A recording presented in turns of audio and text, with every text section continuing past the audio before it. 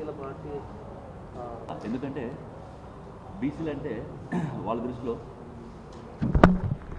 బీసీల ఓట్లు వాళ్ళకు సీట్లు కూడా మేము ఓట్లు వేయాలా సీట్లు వాళ్ళకనే దూరంలో ఈరోజు కూటమి ప్రభుత్వం పనిచేస్తాం.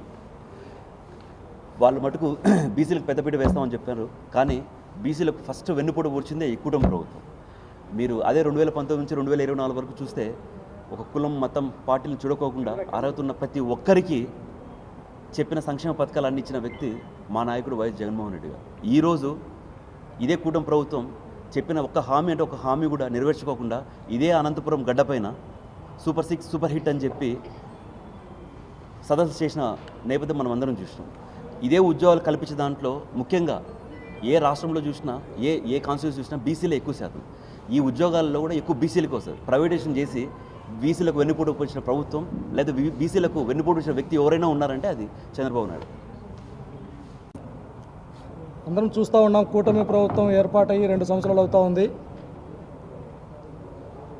ఈ 2 సంవత్సరాల్లో కావచ్చు, గతంలో 40 సంవత్సరాల సుదీర్ఘ అనుభవం అని చెప్పుకునేటటువంటి చంద్రబాబు నాయుడు గారు,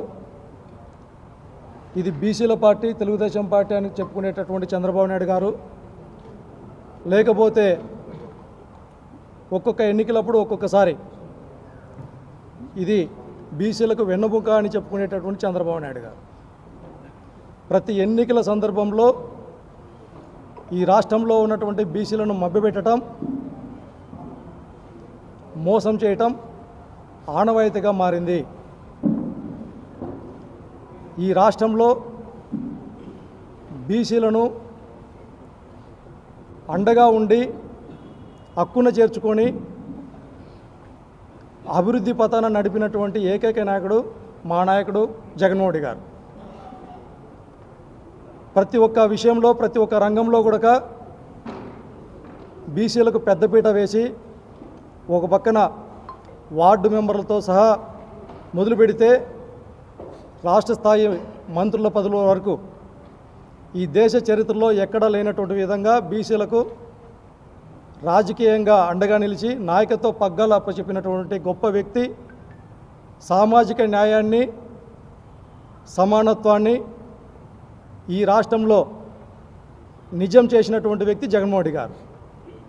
ఇదే సందర్భంలో చంద్రబాబు నాయుడు గారిని సూటిగా అడుగుతూ ఉన్నాం. ఈ సందర్భంగా అయ్యా చంద్రబాబు గారు, మీరు ఏదైతే హామీలు చెప్పారో ఆ హామీలు నెరవేర్చమని చెప్పి మాత్రమే మేము డిమాండ్ చేస్తూ ఉన్నాం.